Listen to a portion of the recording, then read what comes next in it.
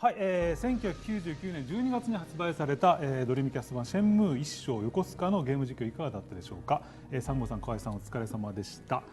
そこから十数年ですね、僕たちは20世紀から21世紀にタイムスリップして今ここにいるわけですけれども、ここからはですね、シェンムー3プロジェクトにつきましてゲームクリエイターの鈴木優さんに直接お話を伺います。鈴木優さんです。よろしくお願いします。どうもよろしくお願いします。よろしくお願いします。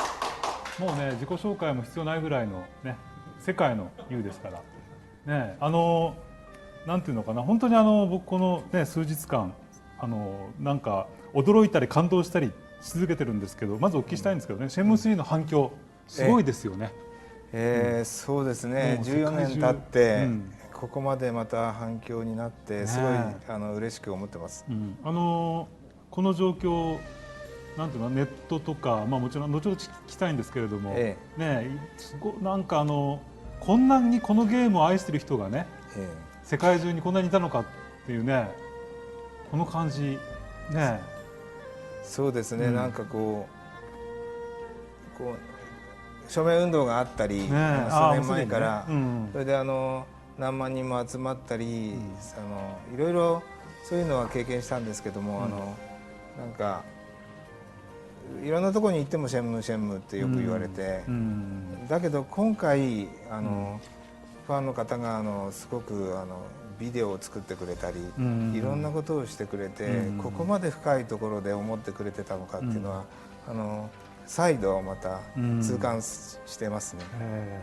ね。そのねファンの方々とのね反響、そしてユウさん考えていることで、ユウさんこれからされること、今日はそのあたりをねじっくり聞いていこうと思うんですけれども。その前にですね、鈴木優さん、この方がですね、もちろん皆さんご存知だと思うんですけれども、ゲームをどう進化させてきたのか、その歴史をね改めて振り返りたいなと思います。もう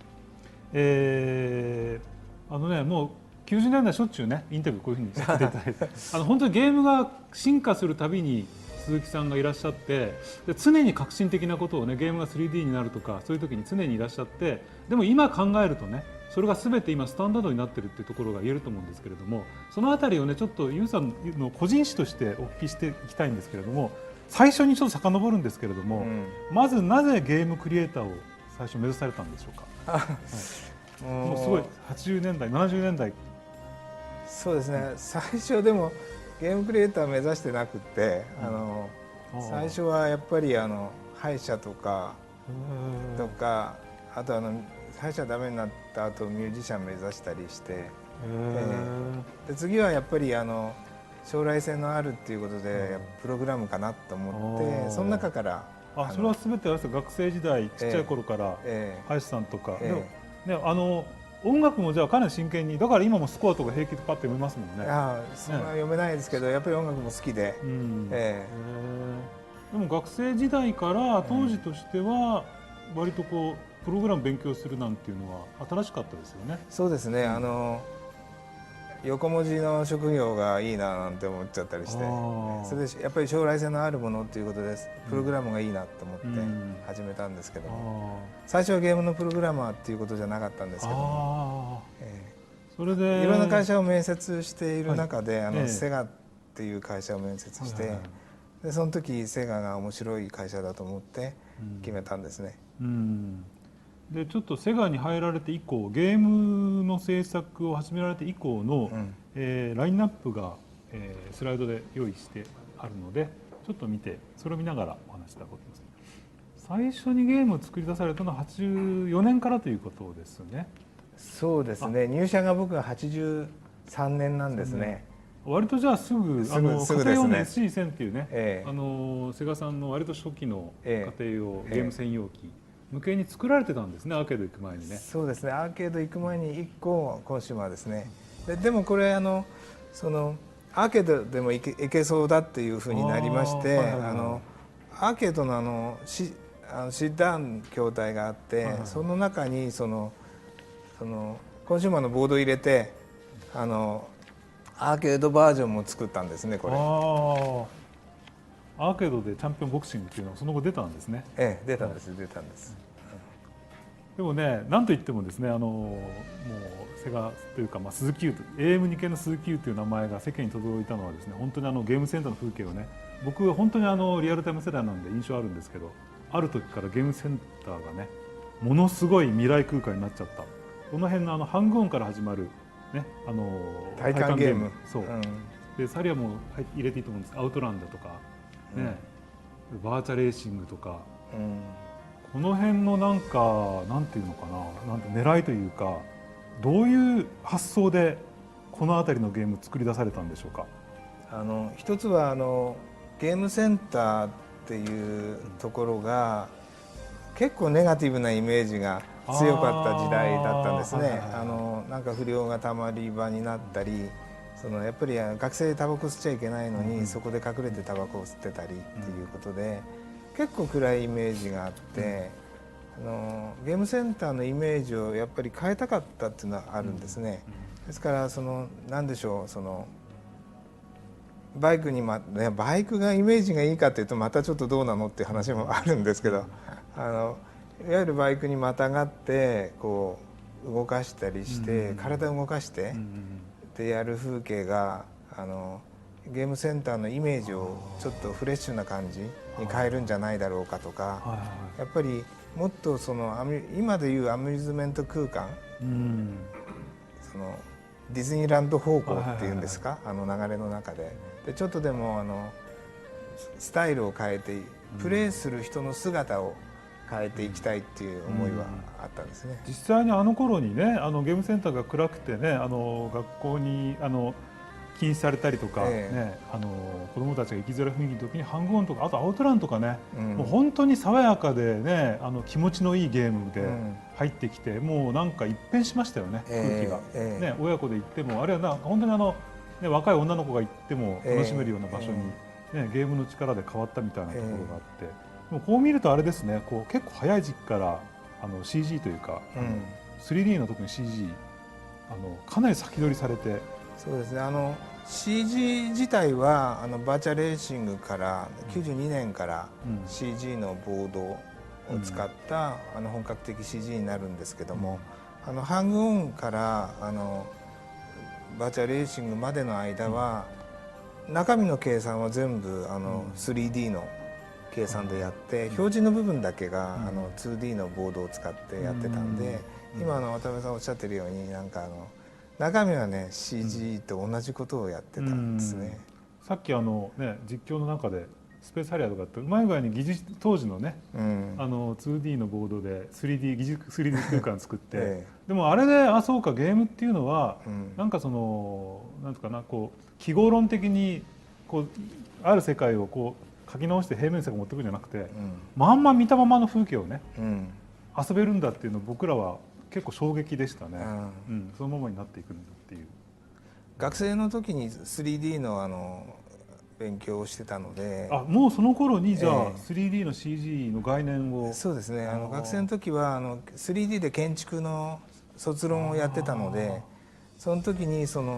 ぱり 3D は面白いぞってなってて、やっぱりゲームの中で 3D を表現したいんだけど、3D のボードがないから、結局ハングオンからは疑似 3D っていうんですけど、内部の計算は全部 3D でやって、だから見た目はちょっと 3D っぽいですけど、表示のところを2D のうまい重ね合わせで 3D で見せて、最後に出る 3D の結果がこうだろうっていうものを全部パターンで持ってて、それを組み合わせて一番近いものをそこに。でもその計算はあれなんですね、3D だったんですね。そうです。ちょっとこれ初めて聞きましたよ、この話。面白いですね。そうか、やっぱり先取りされてるっていうのはね、もう若い頃からそうだったんですね。中身は 3D なんですよ、表示だけちょっと 2D ですけど。そして 3D で人体を丸ごと作っちゃうと、でそれを動かしてで格闘ゲームを作るっていう、これがバーチャファイターが、1993年。そうですね。もう驚きましたね。実際に人間の動きをねすごい研究されて、中国まで行って格闘技やられたりとか、最初にやっぱり最初からちょっと関節を動かしたり、フルコンタクトのものっていうのはあまりにもハードルが高かったので、バーチャルレーシングの中でちょっとピットクルーが出てくるんですけど、タイヤ交換したりですね、あとは3D でしたね、あと表彰式の時になんかこう優勝カップを持ってきてくれるそのアテンダントの人とかっていうのでちょっと人体を動かす実験をして、でそれでなんとかなるかっていうことでバーチャファイターの方に。人間の体を丸ごとポリゴンで作っちゃうっていう感覚自体誰もまだやってないわけで、今だったらね、やるんだったらどうするかっていうところから考えると思うんですけど、ゼロから考えられたってことでツールもないですしね、まともに、要するにプログラムから書き始めて、そうですね、でもその頃ね、もうみんなびっくりしたんです。今はね普通だと思うんですけど、みんながびっくりすることをされて、でもそれが10年後になると普通になるっていう、その辺がちょっとね、ユウさんのゲームのすごいところだと思うんですけど、でもそこでねバーチャファイターシリーズ出してたらね、もうずっと皆さんファンついてくるんだけど、さらに新しいことをねその後もされて、ね、人間だけじゃなくて1人だけじゃなくて2人だけじゃなくて大勢の人をみんないっぺんに動かすだけじゃなくて、街全体を 3D で作って動かし続けると、いうのはやっぱりそのあたりシェンムーまでつながってるってことですかね。そうですね、最初は 3D やるときにその人体っていうものはやっぱり2人しか動かせなかったんですけど、だから企画の中にはラグビーやったら15人15人で30人いるし、サッカーだと10人11人ずつで全部で22人いるし、バスケだと少なくとも10人、だから大量に人を動かすのは非常に計算難しい、重いぞっていうことがあって、最初の 3D の人体使ったものは2体でやるゲームにしたんですけども、やっぱり大勢使うゲームっていうのは技術が可能になってきたらどうしてもやりたいと思ってたので、シェムみたいにたくさん人を動かしてみたいという思いは最初からありましたね。でもそのね、体感ゲーム作って、でもその体感ゲームずっと作り続けるわけでもなく、全く新しいところで格ゲーやって大ヒット、スタンダード、すでにもう国民的ゲームになりました。でシェンムーでまた新しいことやりましたっていう一連の流れ、これちょっとね今もう一回ちょっとスライド見せていただくと、ね、本当に鈴木優さんがゲーム、僕らはだから鈴木優さんのおかげで今ね、いろんなこのもうジャンルになってますよね。 3D の格闘についてもレーシングゲームについても、そしてちょっと後で詳しく伺いますけど、シェンムーだってね、当時オープンワールドって概念自体なかったわけなので、当時なんか別の言い方でジャンルおっしゃってます。僕フリーとかって言ってたんですよね。最初ね発表会ではね、あれなんだって RPG はてなとかっていうのがどうも RPG なのかなってみんな思っていうふうにはちょっと自分はちょっと RPG とはちょっと違うものを提案したかったので、自分としては RPG って言いたくないし、じゃあ発表会の時に営業側とユウさんの側で共通言語がまだ新しいことだから、そうですね、アドベンチャーとか RPG っていうジャンルしかないじゃないですか。アドベンチャーっても当時はね、静止画に文字がいっぱい出てきてどれをクリックするかでしたからね。でいっそのこと新しい名前つけた方がいいだろう、でも新しい名前つけたからもうみんなに理解されないっていう、でもフリーというジャンル、それがオープンワールドに、なってとかね、その後、世界中の、クリエイターが真似をしてというか、そのリスペクトしてね、それをその後を引き継いで、でもねやっぱり本家本物はここにいるわけですから。ということでごめんなさい、1時間しかないのでどんどん話はしょって申し訳ないんですけど、もっとゆっくり昔の話を聞きたいんですけど、最新作の発表、ここからシェンムー3についてお話しいただきたいと思うんですけれども、いいですか。シェンムー3、復活のきっかけについて教えていただきたいと思います。再開を思い立たれたタイミングとか理由とか。ですね、シェンムー2から14年ぐらい経ってるんですけども、割とちょこちょこ海外の方で公演したりっていう機会もありまして、で結構行くたびにシェンムー3はいつ出るんでしょうとか、シェンムーの質問が全体の質問の8割なんですね。残りの 10% がバーチャで、あと残りが他のゲームですね、僕の作った。だからシェンムーだけ圧倒的にそういうバーチャ以上にシェンムー、そうですね。ですからシェンムーの質問だけが出るし、ここ10年というものはだいたい3月か4月になると、シェンムが発売されるという声が僕のもとに届くんですね。もう誰やるんだろうと思いながらちょっと。で、シェンムに対してどうしても3いつ出るんだっていうのはずっと言われ続けていて、とにかく機会があったらとかできるチャンスがあったらとかどうやったらできるチャンスがあるんだろうって言って、きっかけっていうふうにそういったものよりもずっと継続的にそういう声が溜まってきて、で、10年ぐらい前からは真剣にどうやったらできるだろう、バジェットの問題もあるし、ライセンスは快くセガの方はいいって言ってくれてるので、あとはパートナーどうしようっていうのでできる方法をずっと考え続けてきたんですけども、キックスターターっていうクラウドファンディングで3年ほど前に知って、この方法と一般的なインベスティメントっていうのを少し合わせて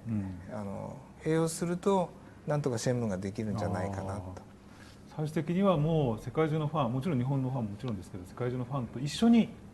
作っていこうということを選ばれたっていうことがね、やっぱり今の盛り上がり、みんなそれを嬉しく思って、協力してくださってるっていうことだと思うんですけど、本当にね、僕さっきも申し上げましたけど、まずね、これ発表された時のシェンム3発表された時のE3 会場での反応というか反響というか、そう現場にいらっしゃったんですよね。現場にいて、もちろん会場の席にはいなくて、裏手の方で発表を待ってるっていう状態。どうでしたシェンムの音楽が流れ出したんですよね。そうですね、シェンムの前に行こうとか、で FF7 とか、そうですね、以降の FF7 も結構すごい歓声が怒号のような歓声が聞こえてきて、で14年経ったシェンムは大丈夫かなと思いながら裏手で待ってたんですけど、シェンムの音楽がかかった途端になんかちょっとひときわ甲高い音質が違うんですね。シェンムだけゴーって感じですごいなと思って、シェンムはギャーってな感じになって、ちょっと黄色い声混じって、立ち上がっちゃってる人もいましたしね。でそれでその時が一番感動しましたね。自分がちょっと感動して、周りが涙が潤んできたというか。いやでも会場も泣いてる人いましたね。今ねコメントをいっぱい入れてくださってるんですけど、海外の反応シリーズってタグでね、僕もニコニコ最近見て、なんていうかな、シェンムファンの熱狂動画がねいっぱいネット上がってるんですよ。もうなんかそのみんなの顔を見てるとね、こっちもニコニコしてきちゃいますね。ユウさんが一番嬉しいと思うんですけど、もう、世界にシェンムファンがいてね、ユウさんずっとねシェンムファンの方々からのアクセスを受けてると思うんですけど、やっぱりあれですね、特に1なんかやっぱりあれ吹き替えじゃなくて日本語に英語の字幕とか入ってるバージョンなんだけど、 YouTube とかいまだにそれでずっと実況されてる人とか、根強いファンいるんですね。生まれて初めてハマったゲームがシェンムなんだよって言ったりとか、なんかシェンムファン同士が結婚しちゃったみたいな、そういう話もある。そうなんです。ファン同士というか、シェンム好きですごくプレイして、何回もプレイしてるうちに日本語を覚えて、シェンムで日本語覚えて、そうかそうか、同じ言葉を結構繰り返すので、ある一定の言葉はもう染みついちゃうじゃないですか。黒服はどこにいるとか聞いてもらって、それで日本語にちゃんと下に英語字幕出てるバージョンで彼らはやってるわけですね。ありがとうとかかなりヘビーローテーション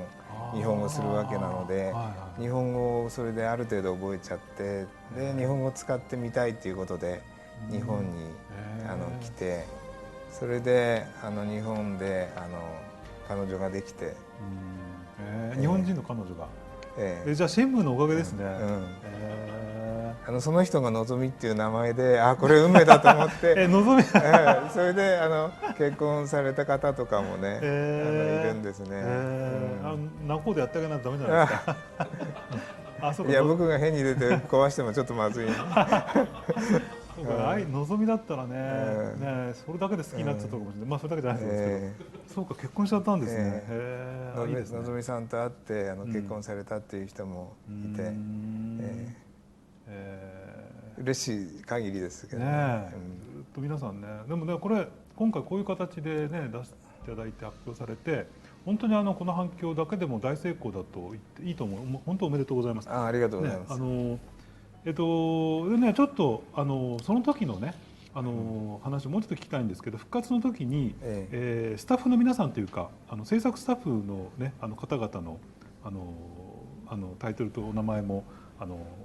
ページに出てるんですけど、皆さんどんな反応でした？まずは、全員が向こうに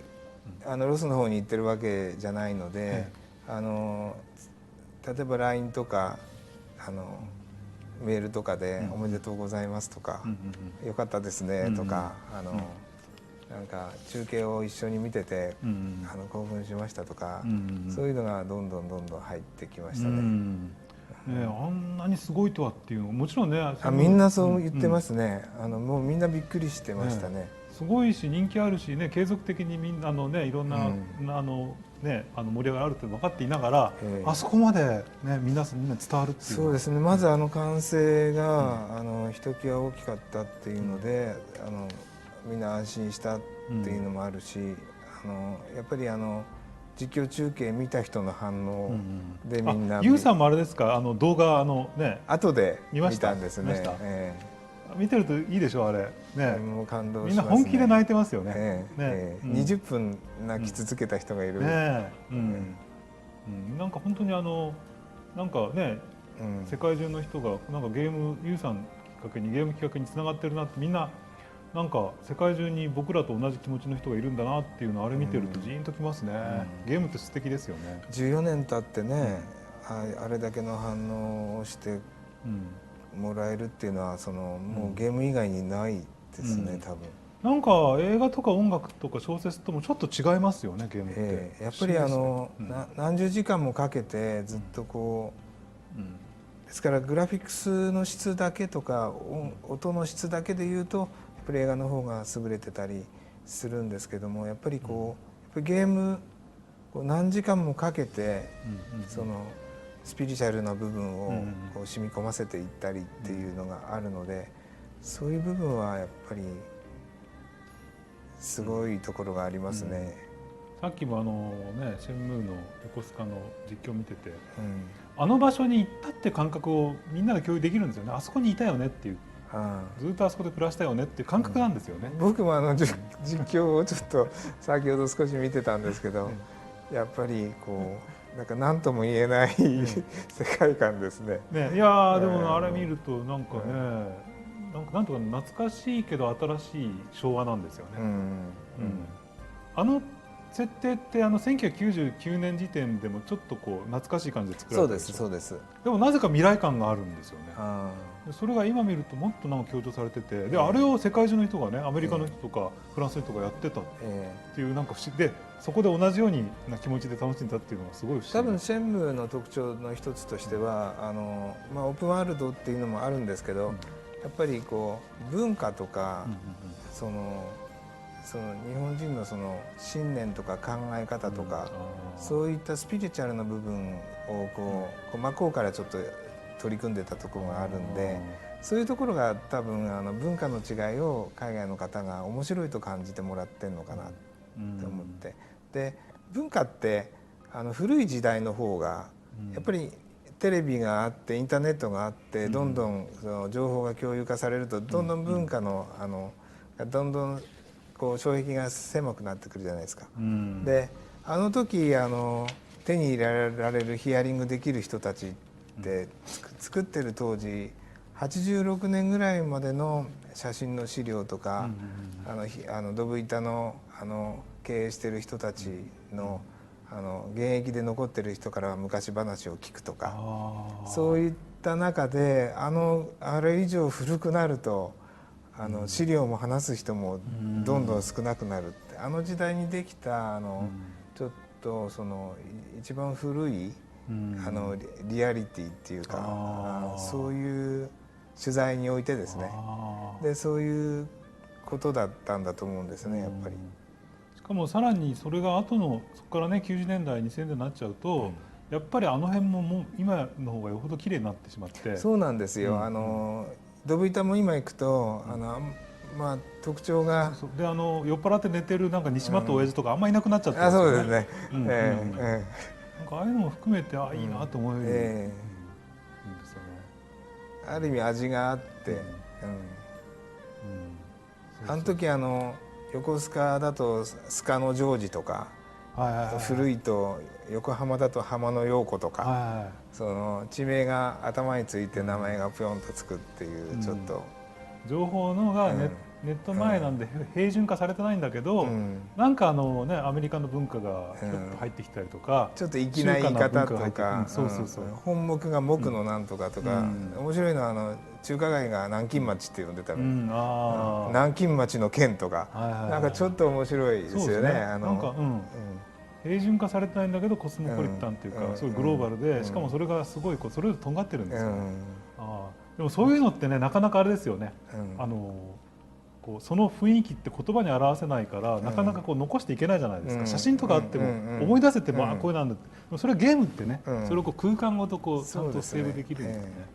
3D でモーションキャプチャーもできるとなると、その動きまで残せていけますよね。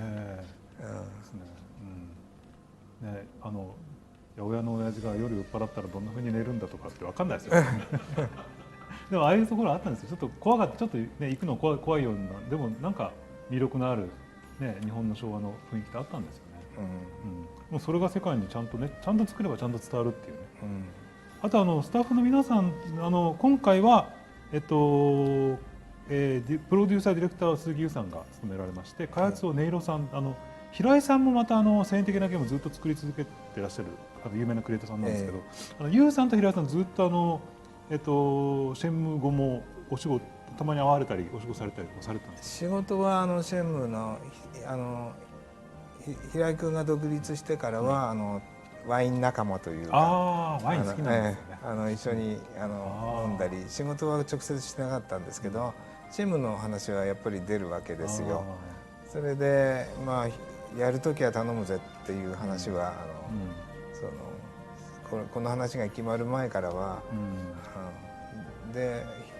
平井はワンツーの時からプログラムのヘッドでやっていて、やっぱりシェンムのプログラム、僕はもともとプログラマーですから、ですからやっぱり自分はプログラムを生かしたゲームを作りたいっていう思いがやっぱり多いんで、それをやっぱり一緒にやってくれる人としては、プログラムのトップでやってた平井と一緒にできるのが一番いいことだって自分の中ではもうそこは変わらないんですよね。だからシェンムーやることになった時は頼むよっていうことでは会うたびに言ってたと思うんですね。でもそれが果たされたわけですよね。そうですね、よかった。やっぱりそのシェンムーのコアの魅力をね、もう世界中に伝わってるその魅力を作られてるオリジナルスタッフがここでまたねがっちり集まったっていうのも嬉しいですし、そこでユウさんしかできない、平井さんしかできないこと、ね、見えない世界観みたいなのがあると思うんで、なんかそれだけでもねなんか OK じゃないかっていう気がするんですけど、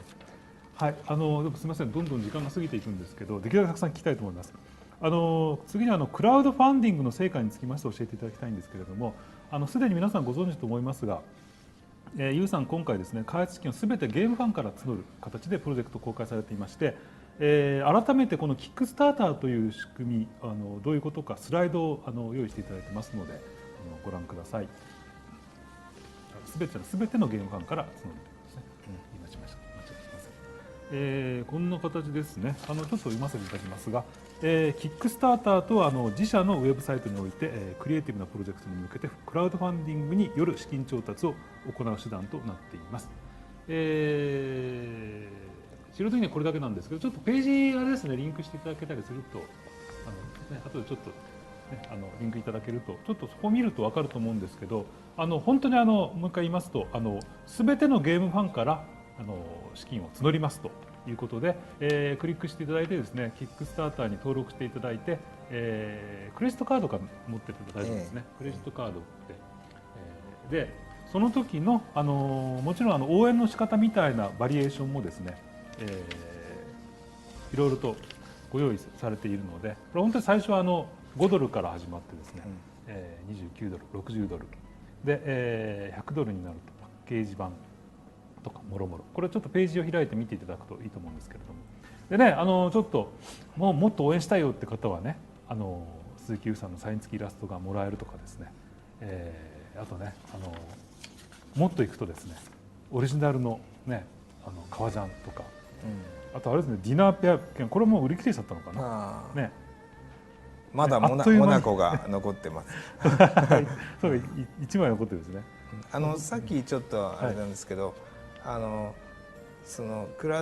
回の資金調達は、YS ネットが独自にファンディングしているものとプラス皆さんから調達するクラウドファンディングっていう形で今進行しています。それでね、皆さんからの本当にゲームファンから直接応援していただく形で公開されて、開始からこの成果がですね、開始からわずか1時間42分で100万ドル到達で、これがギネスに認定されたと。そうですね、その皆さんのシェムに対する期待と思いの強さがこの結果になったと思うんですね。あとわずか8時間半で、2ミリオン、200万ドル達成して、これもまたすごいことですね。でこれが今日時点でさっき拝見して468万ドルとかね、それぐらい出て、多分本当に記録的な奇跡的なね、本当に愛されてね、皆さんにね応援されてるっていう状況で、あると思うんですけど、この辺のもうちょっと具体的にねお聞きしたいんですけど、やっぱりこれあれですか、その資金の集まり方によって YS ネットさんがやる、直接どっかでね預かった大事なお金なので本当に大事に使っていいゲームを作りたいみたいなことを発言されてたんですけど、やっぱり資金のアマウントによってゲームのボリュームが変わっていくということなんですか？そうですね、基本的にはその現在集まっているバジェット、集まっているお金で基本的な部分は作っていけますし、やっぱり今回僕がシェムでチャレンジしたい部分、新しい部分っていうのがエリアのバイ社っていうところにあって、そこでのシェムの新しい魅力っていうのはぜひやってみたいということについてはおそらくできるんですが、例えばそのオープンは、昔フリーって呼んでて、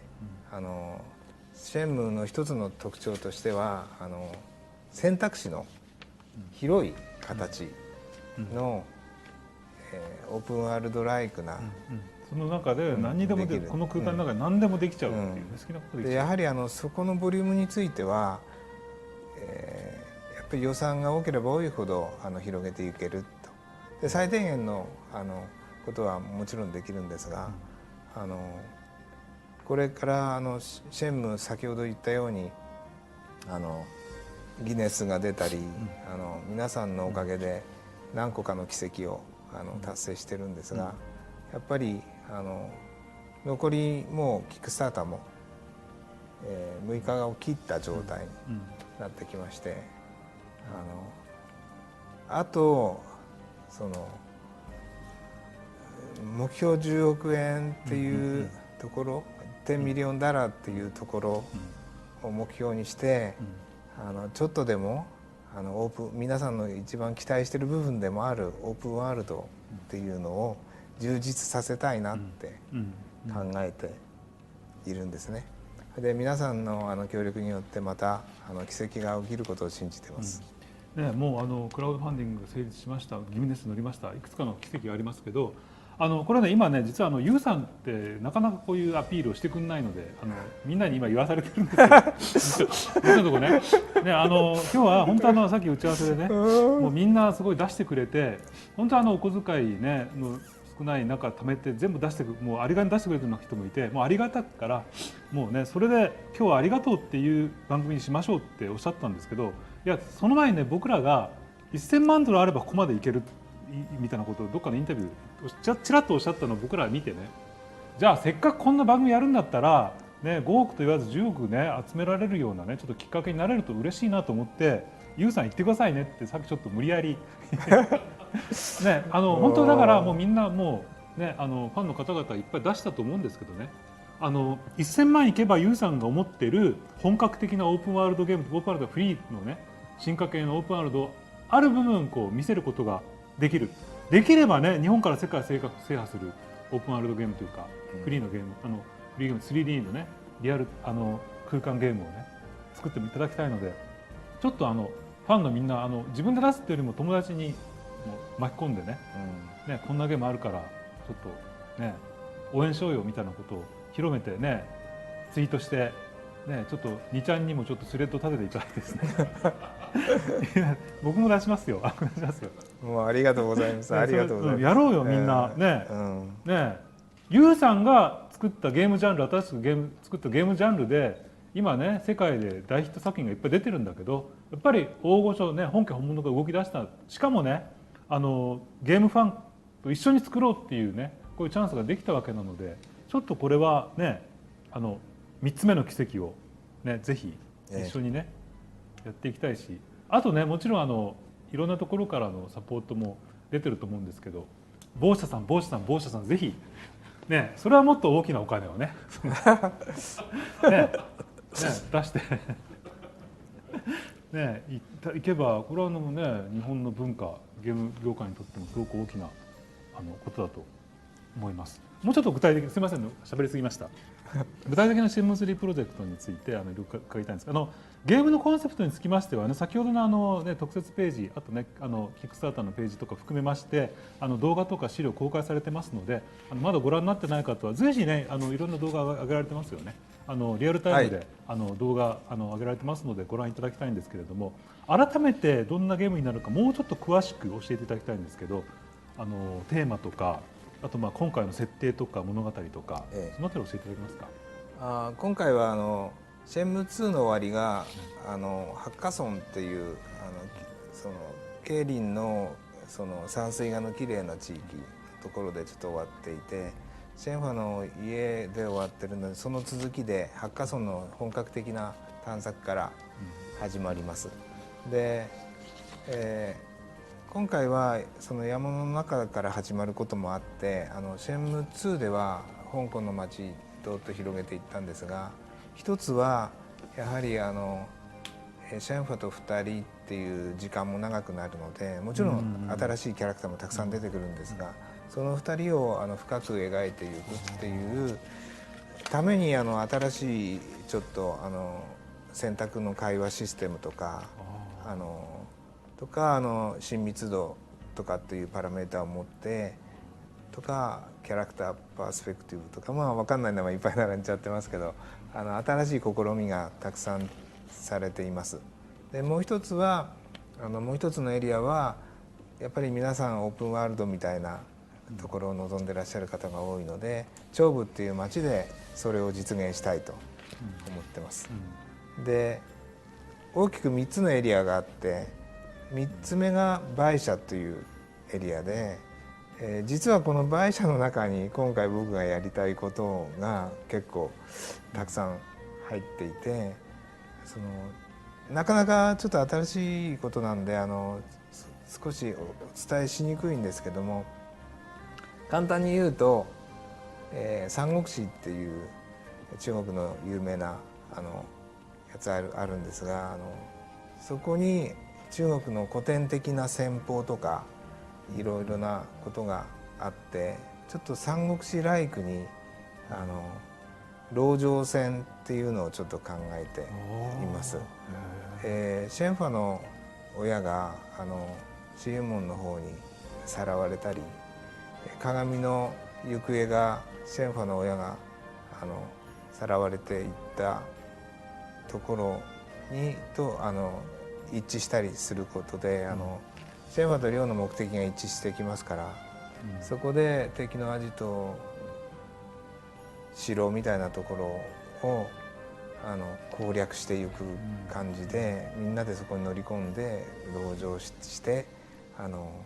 そこに出てくるいろいろな作戦、ゲームでいうとイベントとかクエストとかっていうのが一つの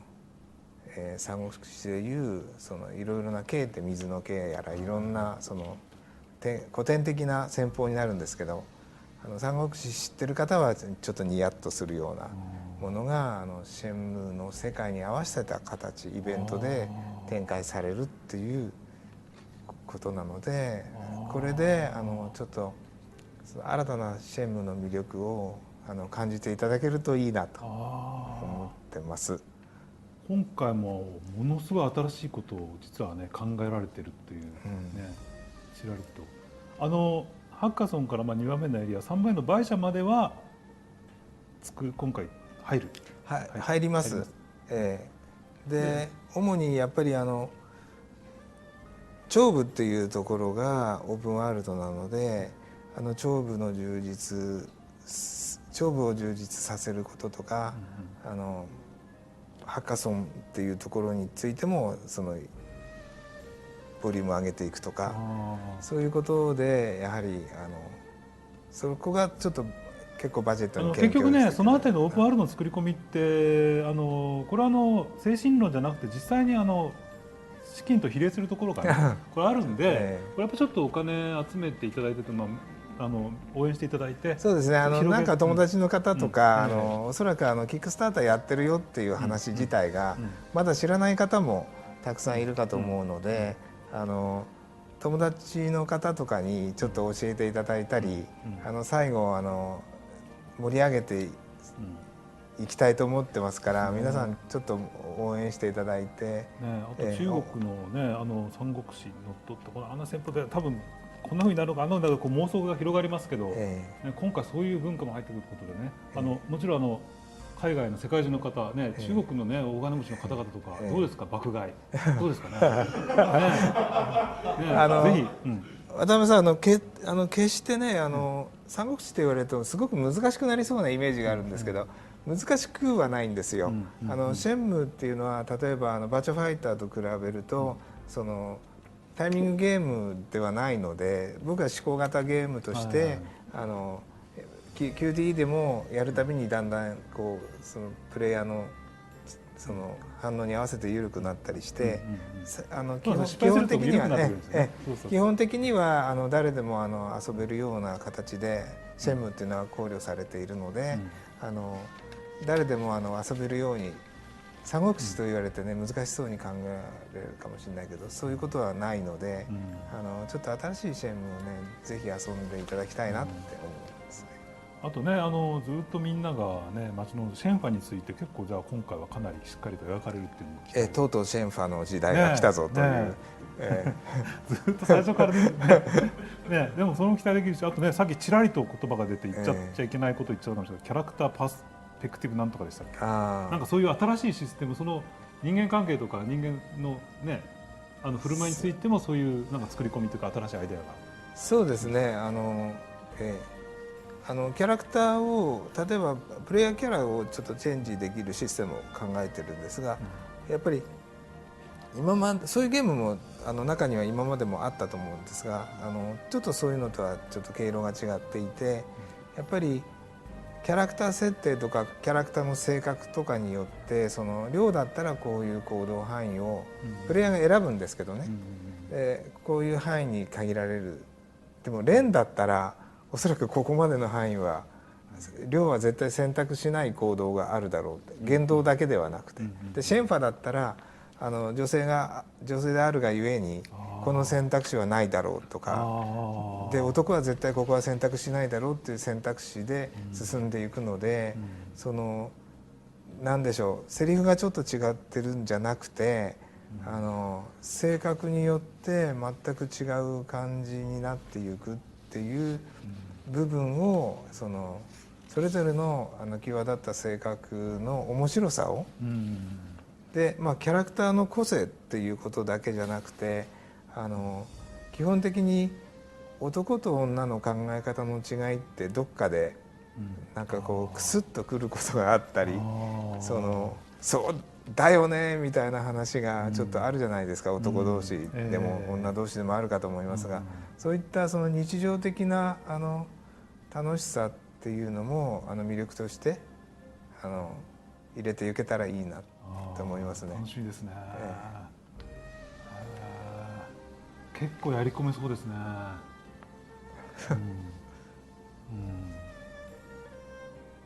もちろんその物語もね、多分すごいいろいろ用意されてると思うんですけど、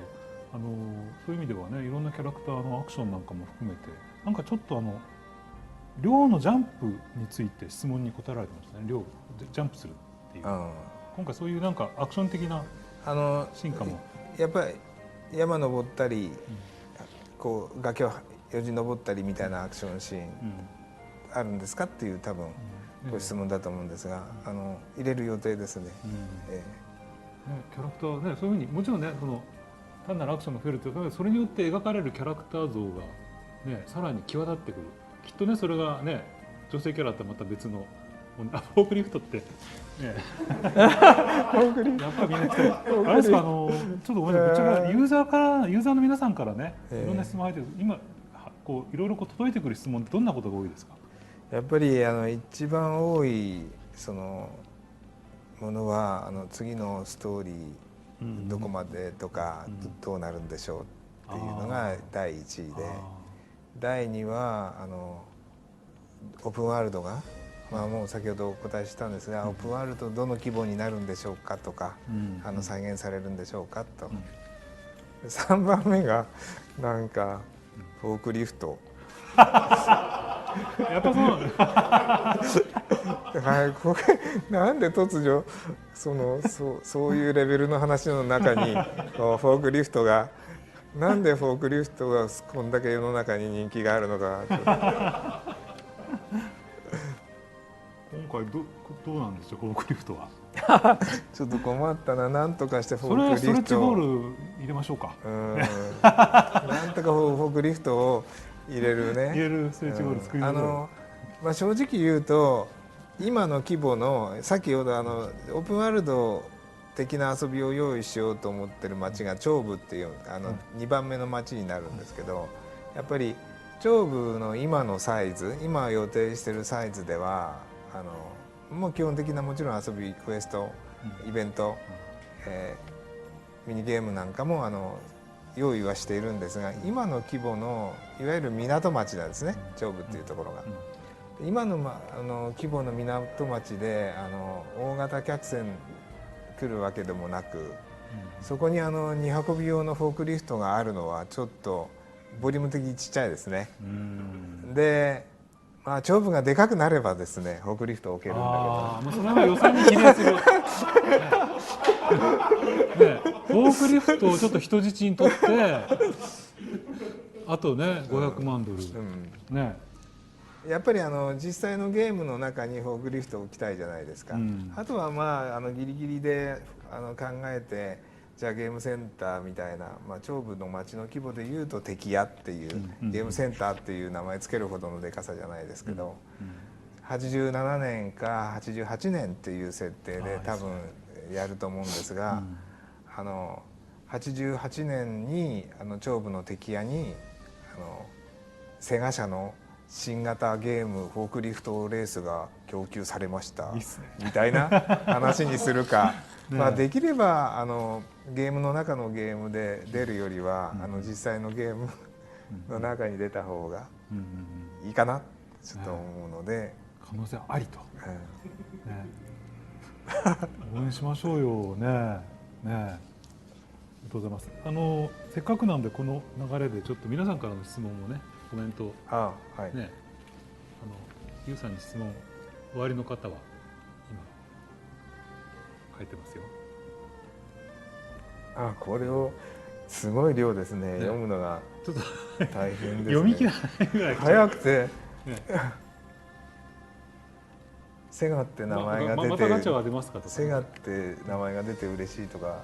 そういうセガファンの方いらしてくれていいですね。で今回ね、セガさんともきちっとコミュニケーション取られながら、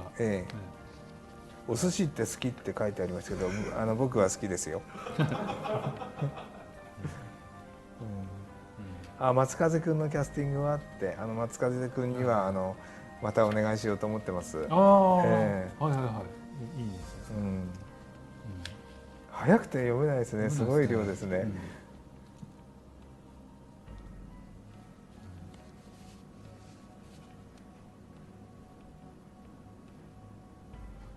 何章まで、まああれですよね、何章の概念も大体今の話の流れの中で、まあ、かつてね全11章みたいな概念が一番最初に提示されて、ただ最初はその1章がさらに膨らんだような感じで最初出て、で次のが香港まで2章3章って感じでしたっけっていうイメージなのかな、11章の中で言うと、正確に言うと例えばシェム1は1章がシェム1そのままなんですね。で2は香港が2でしたから、それとシェンファに合うところが5章か6章に入ってたんで、シェンファに合う部分だけをちょっと持ってきて、実は3章は列車だったんですよね。その列車の中のシーンで、だから3章は全く使われてなくて、で11章まであるんですけども、それは最初にそのイメージとかを作るために一回ノベルを作ったんですね。でそういう形になってるのでそれをベースにそのゲーム用のシナリオではないんです。で全部ゲーム用のシナリオにすると、ここがこんなイベントが入って、ここにこのクエストでここでフラグが立ってっていうゲームとしてゲームシナリオじゃないんで、そのゲームを作るためのシナリオに起こしていくための一つのベースになるものっていうことでやってるので、ですから11の最後まで無理に作っても要はそのいろんなところをはしょりながら、今回のゲーム30時間で遊ぶかまだ60時間で遊ぶようにできるかまだわからないですけども、そこで無理に進めるとゲームとして決していい形にならないだろうっていうことで、今回は残念ながら最後までいかないんですけども、ゲームとしての完成度を上げるためにそうしたっていうことで、皆さんにはちょっと理解いただきたいな。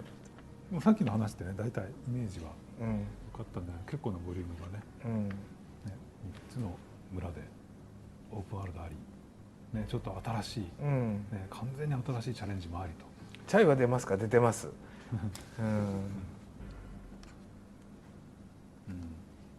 昔のシナリオと変更点ありますかっていうので今質問あったんですけど、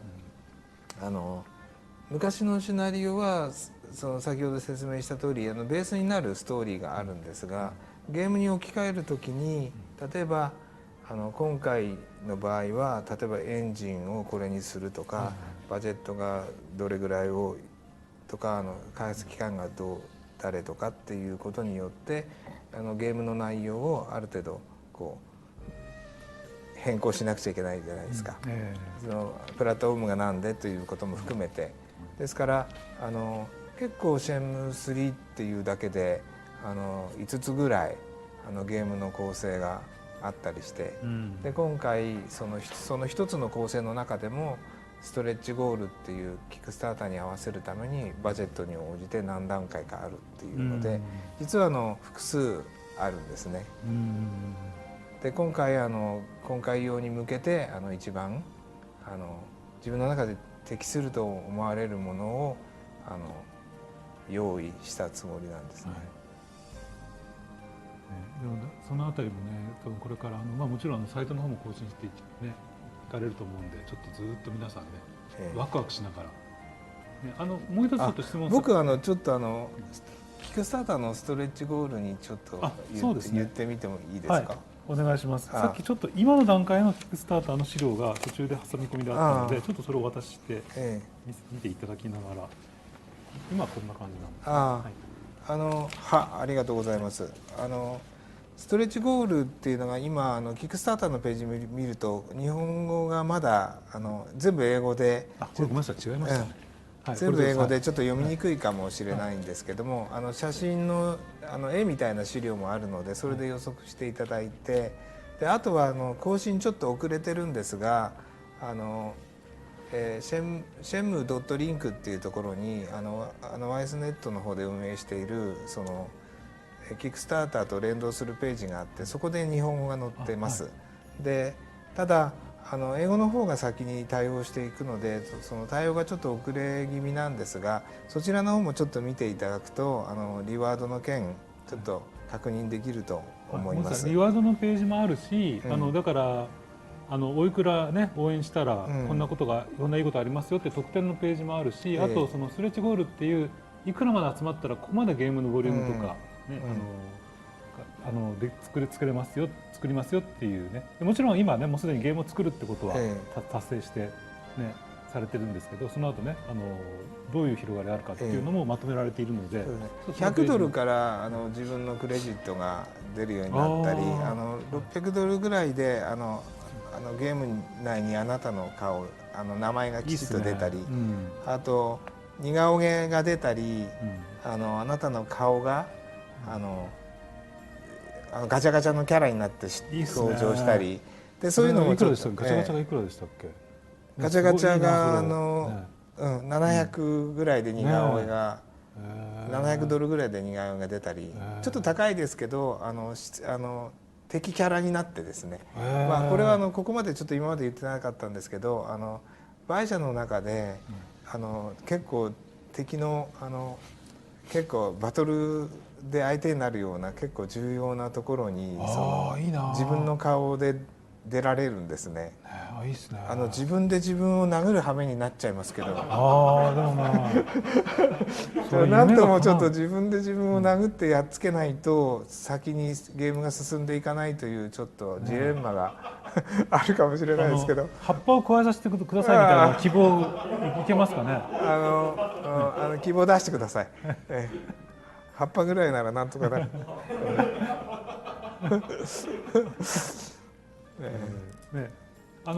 まず今一つちょっと質問なんですけど、シリーズの過去作品は遊んでないんですけれども、これから始めても大丈夫ですか？これでも遊びますか？そうですね。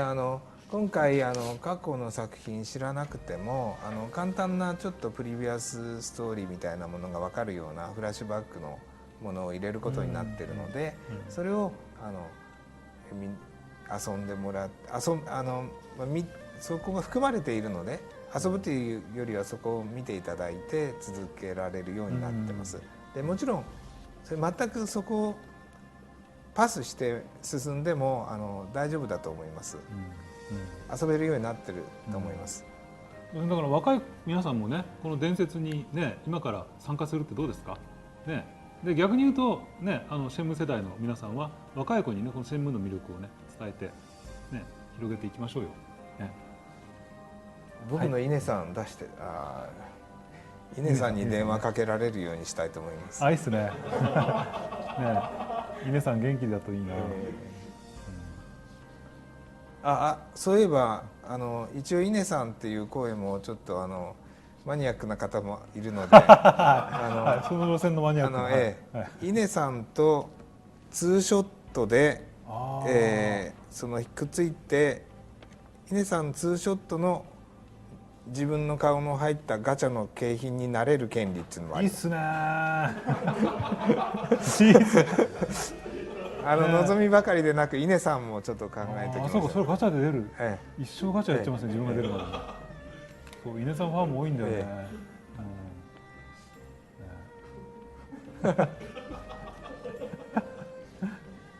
福さんもねみんな知っていただきたいですよね。福さんもちろんあります。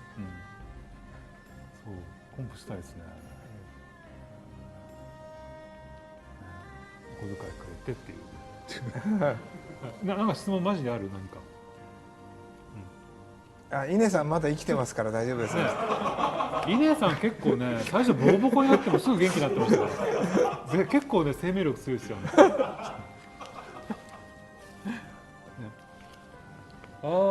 るほどね。キックスターターが終了して、あるいは結局の話ゲームが出てからもその後例えば拡張されていくとかそういうこともありえるんですか？ちょっと今質問があったんですけど。そうですね、まだ決定はしてないんですけれども、そういう可能性機能については検討してます。なんかだからこの一旦多分ねだから5日後4日後5日後に締め切られると思うんで急いでほしいんですけれども、なんかちょっと完成されたからあるいは公開されてからでもなんかもう一回チャンスいただけたりするとね、多分公開されてプレイされて皆さんのまたね盛り上がりとかお祭りになってくると思うんで、いろんな形でねユーザーさんとこうねお祭り一緒にやりながら育てていっていただける両方のサイドでね応援して頑張っていけるゲームになったらいいなって僕なんか思うんですけど、発売日については今の発表だと来年の暮れっていうことでしたっけ？再来年。再来年。2017年の末を予定してます。再来年の暮れということですね。2017年の末と。それまで楽しみですね。なんかそれまでじっと待つだけじゃなくてね、こういうふうなね番組とかね、あるいはね作られてるサイトの更新とかね、あと4日間5日間キックスタートのページを見てね、みんなを巻き込んで応援して、でね応援した人はねちょっとガチャガチャに出てくる自分をね楽しみにするとか、ねそういうのもずっと続きますよね。それは日本だけでも世界でねできちゃうということでございます。すみません、時間がちょっと過ぎてしまってきたんですけれども。すみませんね、本当ずっとお話聞いてたいんですけれども、ちょっとまたの機会ということでごめんなさいね。もう一個ぐらいで質問取りますか。ごめんなさい、もうみんなもうちょっとじゃ質問ね、もういいですか。すみません、延長で。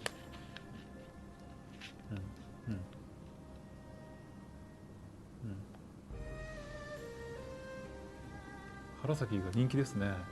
そうですね。原崎のどうしても気象とか、なんかこう出してほしいっていう声が非常に大きいので、どうやって出そうってずっと考えてたんで、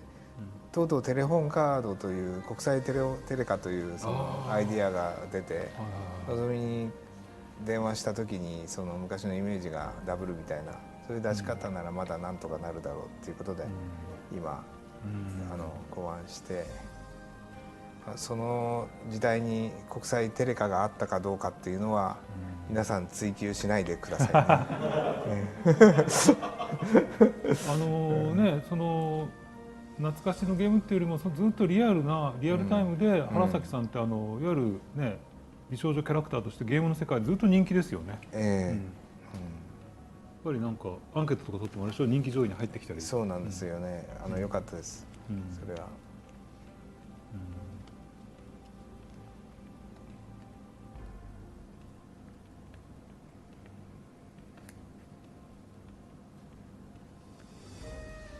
なんかみんなも全部答えてあげたいですけどね。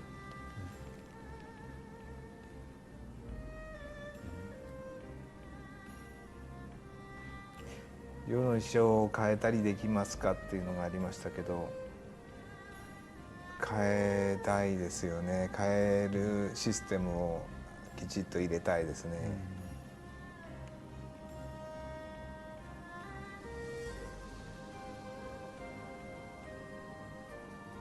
ちょっと今寮の革ジャンも今出してるものはちょっと新しすぎてちょっと着古した感じにちょっとしたいから、革ジャンなんかももうちょっともうちょっと量に合わせたものにしたかったりで、中国の憲法儀みたいなものもちょっとかっこいいから、そういうのもできればね、対応したいですね。というあたりでね、まだね時間はあるそのゲーム開発、これからユウさん本当に忙しくなると思うんですけれども、2017年のね末までできればちょっとまたこういう機会。そうですね。普通のゲームっていうのは発売間近にならないといろんな情報を公開できないんですが、今回キックスターターということもありまして、バッカーの皆さんに対してタイムリーにちょっとずつ報告も兼ねてやっていきたいと思います。はい、ということでね、ちょっとまたの機会ということでね、ちょっとごめんなさい、聞き足りないと思うんですけどお時間が来てしまいましたので締めさせていただきますが、最後に鈴木優さんから、ユーザーの皆さんに一言